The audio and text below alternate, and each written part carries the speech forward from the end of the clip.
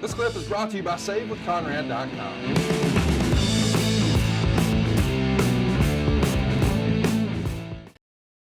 Well, it's interesting that all of this power shakeup is happening, and the new sheriff in town is Jim Herd. And Meltzer would write, officially, the Universal Wrestling Corporation will be handled by day-to-day James Herd, currently an executive with Pizza Hut. Herd's official title will be executive vice president of the company, with Jack Petrick acting as president and overseer of the operation. Of course, around the same time, Pizza Hut was being purchased by PepsiCo, which may have influenced some of that decision. Meltzer would say the new booker in the NWA was at press time Jim Crockett, but that was also expected to change in January. We're going to talk a lot about Herd here. But first I want to ask, when did you first meet or hear that Jim Herd was going to be coming in? I think I met him in Atlanta just before we went to, I think we went to Norfolk for a pay-per-view or something. I can't remember. It's a long time ago. But I know I met him in Atlanta, and he was very personable, and, he liked my work. Apparently he said he did. And, but he was a man's man. You had that great interview with him, and he was still pretty damn sharp at, 88. Yeah. 88, God almighty. But I liked him at that, I never did not like him.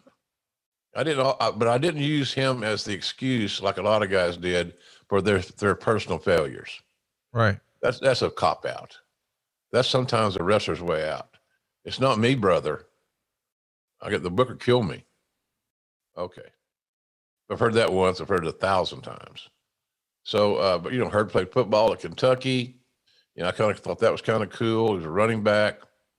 He loved to tell you he wore a size 18, 32 shirt, 18-inch neck, 32-inch sleeve. He loved his gin because it takes a lot of fuel to run this engine.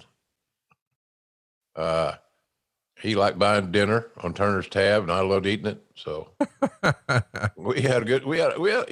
he was a man's man. Now, he was not unlike Tommy Edwards. Herd had more product knowledge than Tommy, but he had it in a different era. Right. They're in St. Louis working for Sam Muchnick. Right. Great teacher, great guy to learn from, obviously, Sammy, as Herd would call him. And I remember the show in Norfolk very vividly because he brought Lou Thez to the show. Because I think Lou was living in that area at that time. And Lou was an acquaintance of Herd through Sam in St. Louis. So we all assumed that maybe Lou's getting ready to take a position in the day-to-day in administration there. But that was Lou that didn't work out. I don't know if it was even offered, but we thought that's where it was headed. So I met Herd early on, and quite frankly, he made a very good first impression. He was a good salesman. And as you can attest to, he's a very interesting character. Yes, sir. Anybody that hasn't seen that interview on the ad-free network you're really missing something. I thought it was well done by Conrad. I thought it was Mr. Herd was, for a guy that's 88, did a pretty damn good job of recalling things that happened decades ago. So, but Herd was an interesting character. He really was. Let's talk about some of the changes that are being reported in the Observer that are expected to be taking place on Jim Herd's watch. Number one, wrestlers will be getting weekly paychecks rather than getting paid by the gate and having these so-called balloon payments at the end of the year. Wrestlers will have their hotels taken care of on the road. TBS and not JJ Dillon will handle all the travel arrangements, and wrestlers will fly from their hometown, not all out of Atlanta, which had to be a hassle. All TV tapings, both for TBS and the syndicated package, will emanate from a mid-sized arena in the Atlanta area. The announcers on the syndicated package will remain pretty much the same. TBS will have JR and Tony Schiavone doing the PM show with David Crockett, or without David Crockett, rather. Crockett is going to do a solo act on the AM show without either JR or Schiavone. And early speculation is that this is either going to give Crockett a bone, since the Crockett's are still in a position of some power, or the company just wants to do away with the AM show and they're trying to set up David for a ratings drop. That feels like a conspiracy theory from Meltzer. Would you agree? Yeah. Yeah. They were selling ads in that show. I didn't see the Saturday morning show going away. Right. I could see David moving on to another responsibility, which he did in production. David Crockett was very, very valuable to Turner and to WCW as far as a production guy was concerned. I'm sure Eric would echo those sentiments back in the day. I thought David did a good job in that area. Now, I wasn't in the level that Eric was to have to work with him hand in glove on those things, but David was good for that role. But Saturday morning was it was one of those staple things. They had ads sold. They had ads that sell a package. So you get an ad on Saturday morning and Saturday afternoon, evening, and Sunday. It was a pretty nice little deal and a lot of bang for the advertiser's buck. But I don't think that the frigging conspiracy theories, my God, they never end in this shit. They never end. And it's just as rampant today. Like having Sting coming back to AEW, coming to AEW for the first time. That's got to be, conspiracy. Let me think here. What's really going on? What's really going on is that Tony Khan reached out, hired Sting, multi-year deal. He's going to have a variety of roles. I don't know what they are exactly, but they'll be in a creative capacity where he's a character on television. There's a lot of ways to be a character on TV that's been accepted by the audience nowadays that doesn't include wrestling a match every week. I don't think anybody should wrestle a match every week on television. I think it's a kiss of death. And you want to keep your talent fresh, and so you don't want to overexpose them. But there's a lot of great things Sting can do. When he made his debut, Conrad, he didn't say a word. Right.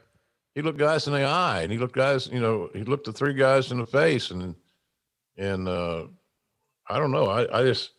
These conspiracy theories they're rampant. That's what we thrive on this shit. What's the dirt, Mr. Barnett? Oh my God, Conrad, your cheeks this morning are so glorious. And what's the dirt? If Barnett asked me that question once, he asked me that question 1,000 times every day. What's the dirt? I don't know. But there's got to be some out there somewhere. If you'll come back in 20 minutes, I'll create some for you. Hey, let's talk about the flight situation. First of all, you were around for some of this. How did JJ do handling everyone's arrangements? Great.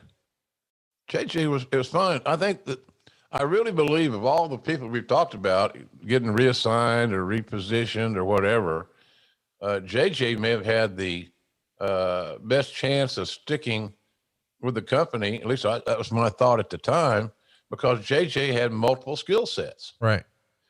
JJ could do travel. JJ could do booking.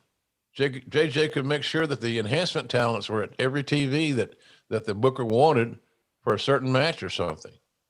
JJ could understand the inner workings of a booker's mind, because he'd worked with a variety of bookers over the years, from Eddie Graham and I think he might have done some little stuff with the Cowboy in Florida. I'm not quite sure on that one. And of course, Dusty. He was the record keeper. JJ had a very powerful pencil. The pencil is the most powerful weapon in pro wrestling. Oh yeah. It's not a pile driver. It's not the Asian Spike. It's nothing. It's a pencil, because it can erase your fucking name from the booking sheet. It can erase your name and move you down the card. It can erase your name and move you up the card. The pencil is the strongest weapon in all of pro wrestling. And JJ knew how to use the pencil. And he also knew how to communicate with talent. And that's the one thing that a lot of the newcomers did not have the expertise in doing. So, and even including Jimmy. And Jimmy was an administrator. Jimmy depended on Dusty to communicate with the talent, and Jimmy would come along and say, the attaboys. So, even though Jimmy would have more product knowledge than just about anybody else, but I don't know that communication was always his strong suit. Let's talk about the flight situation. I think a lot of people were shocked to hear that once upon a time, as a cost cutting measure, all of the flights were booked out of Atlanta instead of wherever you were actually from. So if you lived in Charlotte, you would have to drive down to Atlanta and then make your flight to wherever your show was. But now you're going to be able to fly from your hometown. This has got to be a major change for the boys who don't actually live in the Atlanta metro area. Yeah, it was. And you think back on it, why did we do that? Yeah. You know, wouldn't it be just as, you know where they live? It's the same place they get their checks, for God's sakes. So you correspond with them to their home addresses. I said that from the beginning. I said, how do you tell Herd this? And Herd would say, well, that's what Turner wants. That was the answer for a lot of things. That's what Turner wants. And I always often wondered if that was just a getaway kid, you bother me answer, or it was the truth in the sense that they demand we'll make the talent's life more challenging. That's not what they wanted. It's just what was the system at that time. Right. They didn't want to make another change in travel, because travel is such a strong component of any pro wrestling office. And so they just made sure that they thought it wasn't cost cutting. You know, I don't know if it costs any more to fly out of Charlotte, for example, as it did to fly out of Atlanta. Don't know. Major airport, major hub. Why wouldn't it work? And of course, cooler heads prevailed, and it eventually did work. So, but it was impractical as hell, just impractical as hell. And you do everything you can to make the talent's travel life as easy as possible. And because they're on the road, they were on the road a lot. And they're on the road going to towns that weren't drawing a goddamn dime. Hence the reason that talents went on weeklies. Take your downside guarantee and divide it by 52, and that's your weekly check. So these talents were, they were paid. Now they're paid where they could count on what they were going to earn. I can tell you this: the wives of the talents liked it a hell of a lot better because they knew what to expect. They could book a budget, and otherwise, you're going to get a payday off a payoff of the house that was weak. So there's a lot of positive change in that scenario, but I never did understand that. Yet everybody's got to fly out of Atlanta.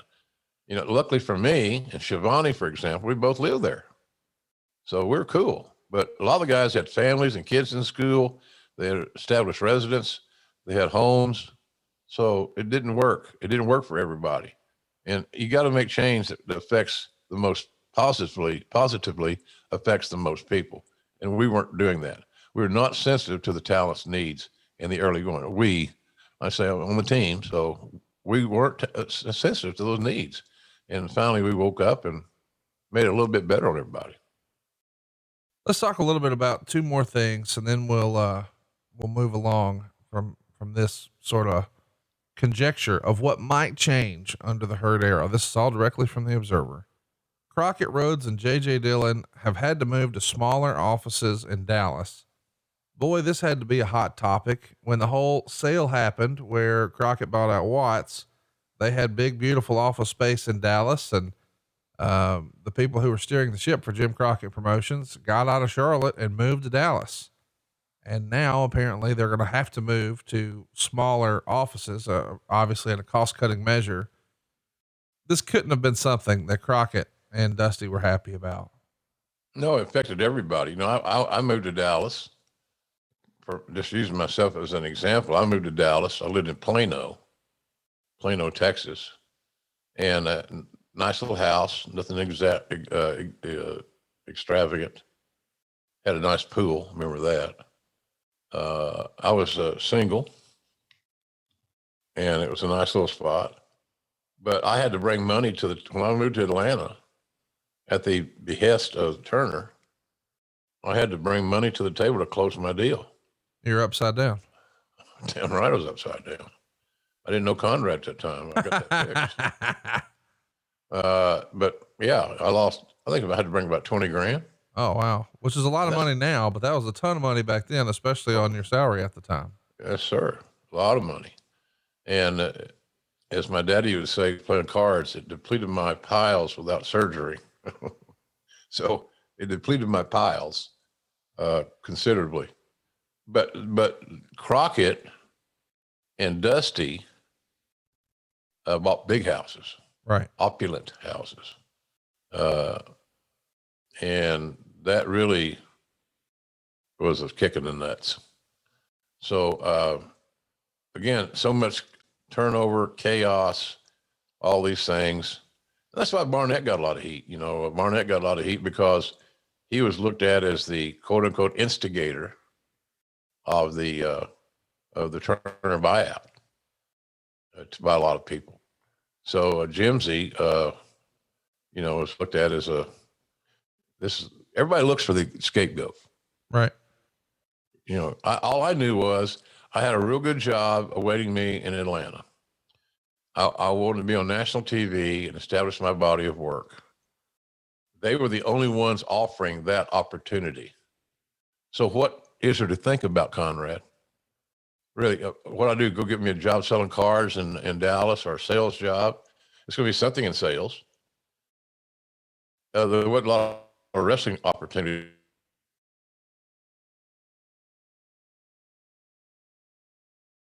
Here's the only thing you got to do. You got to write a check at closing and get your ass to Atlanta. And that's what I did. That's where the money was. That's where the job was. Did I like it? No, I didn't like it. But that was my option. So I just basically wiped the slate clean, and that's where I went to start over again. I'd coming off a divorce. It was kind of costly. So I just kind of started regaining my quote unquote wealth, my monies. And so it was tough. It was tough. But I wanted to be in the business. This is what I did. This is what I do. And there's a gig here in Atlanta. Go for it. And that's what I did. So, but I didn't have the biggest debt. Some of these guys, I lost 20 grand. Right. Some guys lost a lot more than that. Like 6 figures more. So it was challenging for these cats. And it just added to the unrest, the dissension, paranoia, the doubt. Nobody knew what the future exactly held. I didn't know either. I wasn't saying I'm smarter than anybody else. I didn't know either, but I knew that I needed to be in Atlanta because I was told by Turner Brass, we want you in Atlanta. Okay. And they took care of it, even though they helped my washer dryer, my refrigerator hostage for a while. I wonder whatever happened to those little rascals. We're going to find out about that one day. We might need to make that an ad-free shows exclusive and just do storage wars and bounce around and see if we can find that. So anyway, it was, I looked at it. This is your option, JR. You're a wrestling announcer. You're a pro wrestling announcer. And in some worlds, that doesn't count for a hell of a lot. I can't walk into a TV studio, even though I could do the job and say, at least I thought I could, be a newsman, read news or whatever. Yeah, I could do that. Probably could. But that's not what you love. I love wrestling. And my love of wrestling brought me to Atlanta, somewhat begrudgingly, but I very vividly remember the entire drive from Dallas to Atlanta. And as I got closer to Atlanta, the more excited I got. I made myself get excited about this opportunity. And, you know, Cowboy was a good influence there too, telling me that you're going to love Atlanta. It's a great town. You're single now. You're going to love all the women. They've got great restaurants, and Turner's a hell of a company. Just go kick ass. And I kind of did. That's what I tried to do. There will be attempts to improve syndication, particularly in major markets like New York, San Fran, and LA, and the TV shows will be post-produced, so the production quality should improve. So that's sort of what Meltzer's laying out that could be potential changes for Jim Herd, and it's going to show up for the first time at a TBS taping on December 8th. And Meltzer would note that Herd officially takes over January 3rd, 1989. And Dave says most I've talked with feel that it will be Jim Crockett and not Ric Flair who will be the power behind the booking decisions come the new year, but nobody really knows for sure. Dusty Rhodes will surely stay through Starrcade, but nobody expects him to stay for long. The current booking power is Crockett, Sullivan, Barry Windham, and J.J. Dillon. But those names, or at least some of them, will likely change during the new year. So a lot to unpack there. The biggest thing I want to talk about is, do you remember Jim Herd's first appearance at a TV taping? And how did the boys receive him? Well, yeah, he was, he shook hands and had a smile on his face, was encouraging. Uh, I know his first day on the job was my 37th birthday, Right. January 3rd. And I don't recall him give me a cake either. So, but the normal PR, making sure everybody knew who he was and connecting. And the boys wanted to connect with the new boss. You know, they're not stupid. So, yeah, it was just kind of a normal thing there in that regard. You know, his reputation, he didn't have a reputation to precede him. He hadn't done the ding dongs or the hunchbacks or any of those crazy ass ideas. He just had not. So, but it was a nice day. And like I said, the day I remember the most is when we went to Norfolk and he brought Lou Thesz with him. Because everybody, look, unless you're just an egomaniac and a mark for your own shit, how can you not be impressed with meeting Lou Thesz? Oh gosh. Yeah. It's like if you're a baseball player. Hey, you don't go meet Babe Ruth? Do I want to meet Babe Ruth? You goddamn right. Of course.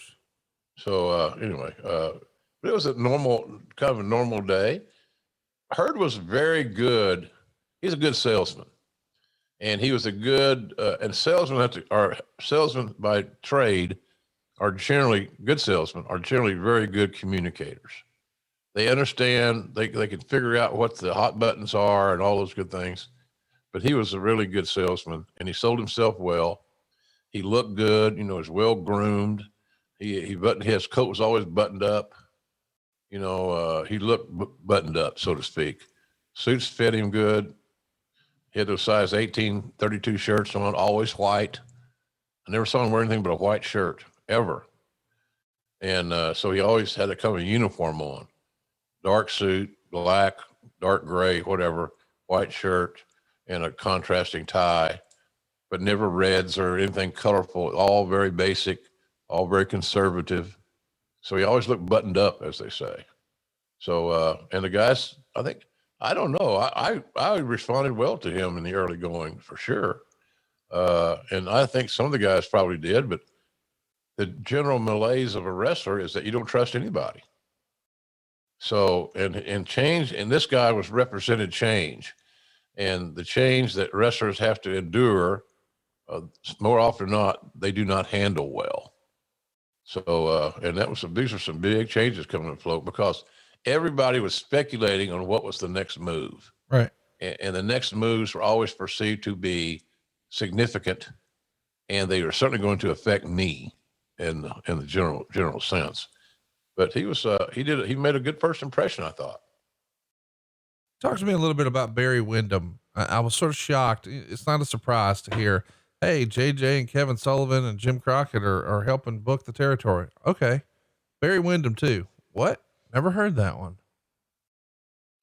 Well, you know, Barry had second generation guy and been around the business his entire life. I think the consensus there was, let's give him a chance. He's younger. Of all the guys we just mentioned, he was the youngest one in the group. Right. Younger, maybe more contemporary ideas, that type of thing.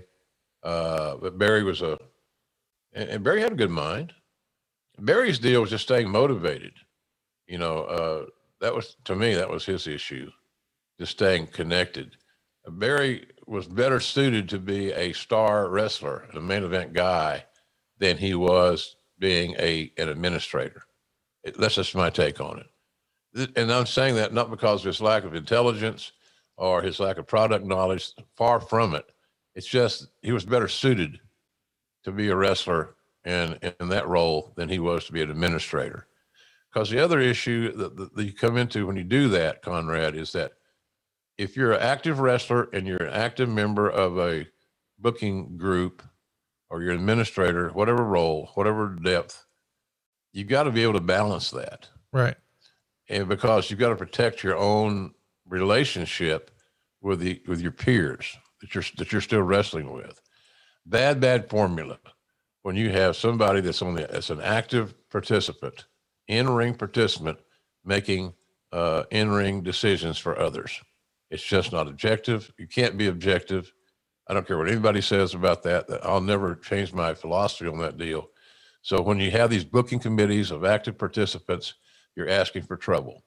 And almost without fail, let's just go back and talk about any of them you want to, not necessarily today, but booking committees in general are not a successful entity to promote growth within a company. Hey, it's Conrad Thompson. Thanks for checking out the podcast here on YouTube. Be sure to hit the subscribe button and the notifications bell so you get a notice anytime we upload some new content. And go save yourself some money right now. If you're in a 30-year loan or you have credit card debt, it's not a matter of if I can save you money. It's a matter of how much. Find out right now for free at savewithconrad.com.